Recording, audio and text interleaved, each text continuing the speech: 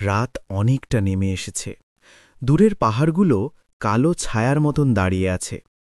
বাতাসের ভেতর কিছু যেন ভেসে বেড়াচ্ছে, একটা অজানা শীতলতা, যার কোনো সঠিক উৎস খুঁজে পাওয়া যায় না। অরণ্যগামী এক পুরনো লোকাল ট্রেন ধীরে ধীরে এগোচ্ছে। ট্রেনের কামরার ভিতরটা প্রায় ফাঁকা। জানালার পাশে বসে আছে অয়ন, বয়স ৩০-এর কাছাকাছি। সাম্প্রতিক কয়েক সপ্তাহ ধরে অয়ন ঘুমোতে পারছে না। একটা অদ্ভুত দুঃস্বপ্ন বারবার তাকে তাড়া করছে।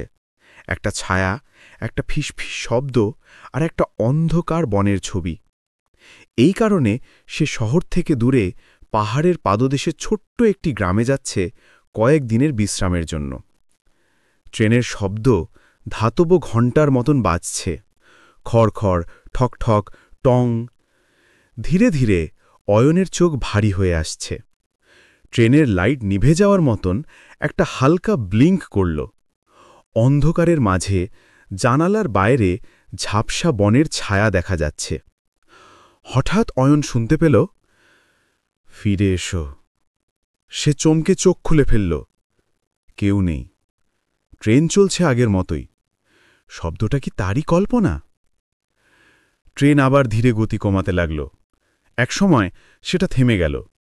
স্টেশনটা শুনশান, নাম নেই, মানুষ নেই, আলো নেই, শুধু বাতাস, অদ্ভুত ঠান্ডা বাতাস। অয়ন নামতেই ট্রেন আবার শব্দ করে চলতে শুরু করল। এবার আর থামার কোনো ইচ্ছে নেই যেন। অয়ন তাকিয়ে রইল। ট্রেন বনির ফটকে একটা কাঠির সাইনবোর্ড দাঁড়িয়ে আছে। তাতে লেখা, যারা পথ হারাতে চায় তারাই কেবল এখানে আসে। অয়ন ঠান্ডা শ্বাস ফেলল। শব্দটা নিশ্চয়ই কোনো লোকমুখে চালু থাকা বাক্য, তবে কেন যেন লাইনটা তার বুকের ভেতর একটা ঠান্ডা শিহরণ পাঠিয়ে দিল। বনের ভেতর থেকে ঝিঁঝি পোকার আওয়াজ, দূরে জলধারার শব্দ, আর কিছু অদ্ভুত সুরের মতো বাতাসের দোল মিলেমিশে এক হিপনোটিক পরিবেশ। চাঁদের আলো গাছের পাতায় লুকোচুরি খেলছে। অয়ন ধীরে ধীরে হাঁটতে শুরু করল। হাঁটতে হাঁটতে তার মনে হল বনের ভিতর থেকে কেউ যেন তাকে দেখছে, কিন্তু চোখে পড়ছে না। হঠাৎ কোথা থেকে একটা মৃদু ঘণ্টাধ্বনি, টং টং টং। অয়ন থেমে গেল। তার সামনে দাঁড়িয়ে আছে এক সাদা পোশাকের ছায়ামূর্তি। মুখ দেখা যায় না, কিন্তু সে যেন এক স্পষ্ট, শান্ত অথচ বিষণ্ণ কণ্ঠে বলল, তোমাকে অপেক্ষা করছিলাম। অয়ন ভয় পেলেও অদ্ভুতভাবে তার শরীর শিথিল হয়ে এল। ঘুমানোর মতো অলস একটা শান্তি তাকে ঘিরে ফেলল। ছায়ামূর্তি বলল, তুমি যে ঘুম খুঁজছ সেটি এই বনের গভীরে লুকানো, কিন্তু তোমাকে সাহস নিয়ে এগোতে হবে। অয়ন কিছু বলতে পারল না। ছায়ামূর্তি তাকে বনের আরও গভীরে নিয়ে গেল। অয়ন চলতে চলতে বুঝতে পারল, বনটা আসলে স্বাভাবিক বন নয়।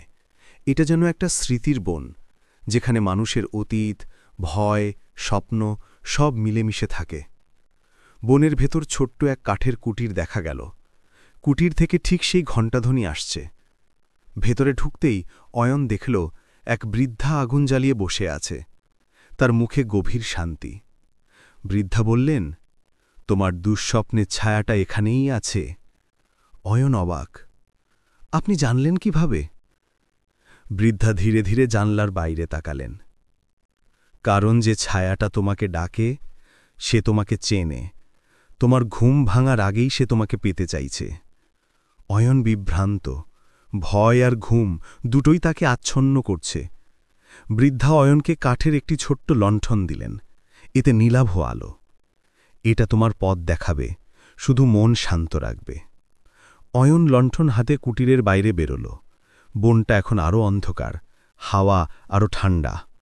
একটা শুকনো গাছের নিচে দাঁড়িয়ে আছে সেই সাদা পোশাকের ছায়ামূর্তি। কণ্ঠটা এবার আরও গভীর। এসো, শেষ দরজা পেরোতে হবে। বনের মাঝখানে একটা পাথরের তৈরি দরজা দাঁড়ানো, যেন আদিম সভ্যতার কোনো স্মৃতি। দরজার ওপারে ঘন কুয়াশা, তার ভিতর থেকে নিঃশব্দে ভেসে আসছে ফিসফিসানি।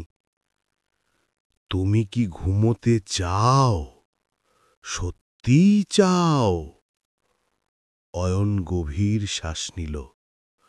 মনে হল এটাই সেই জায়গা যা তাকে বারবার দুঃস্বপ্নে দেখানো হয়েছে। সে লণ্ঠন উঁচু করে দরজার ভিতরে পা রাখল, আর সাথে সাথেই পুরো পরিবেশ পাল্টে গেল। অন্ধকার ভেঙে নরম নীলাভ আলো ছড়িয়ে পড়ল। চারপাশে শান্ত জোনাকির মতো ছোট ছোট আলোক বিন্দু উঠছে। দূরে দেখা যাচ্ছে একটা শান্ত লেক, তার পানি আয়নার মতো পরিষ্কার। অয়ন সেই লেকের ধারে গেল।